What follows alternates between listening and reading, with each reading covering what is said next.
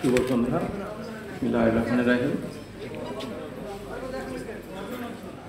আজকের দিন গত বছর চিন্তা করেন, রাস্তায় কিন্তু ছাত্র জনতা 36টা দিন জুলাই যেভাবে প্রতিরোধ করে তোলা হয়েছিল, ঢাকায়, চট্টগ্রামে, রংপুরে, সারা দেশে,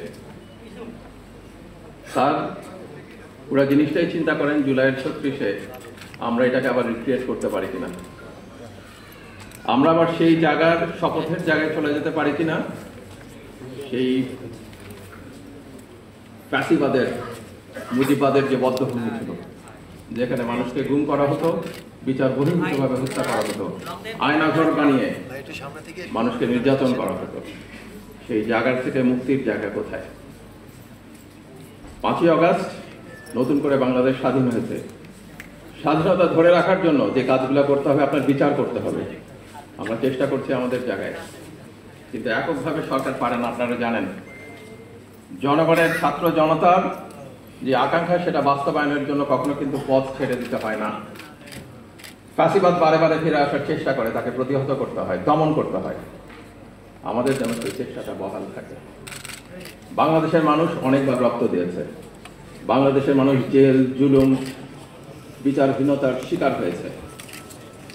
বাংলাদেশের নতুন যারা জন্ম নেবেন, নতুন যেই প্রজন্ম গড়ে উঠবে, তাদের যেন সেই অন্যায় ফেস করতে না হয়।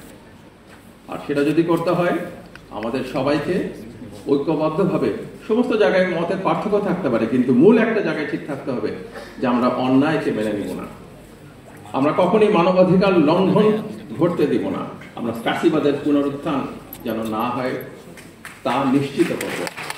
বাংলাদেশ যেন ফ্যাসিবাদের যে কবর দিয়েছে, সেই কবরের থেকে যেন কখনো ফ্যাসিবাদ আর মাথা তুলতে না পারে, এটি আমাদের আকাঙ্ক্ষা হোক।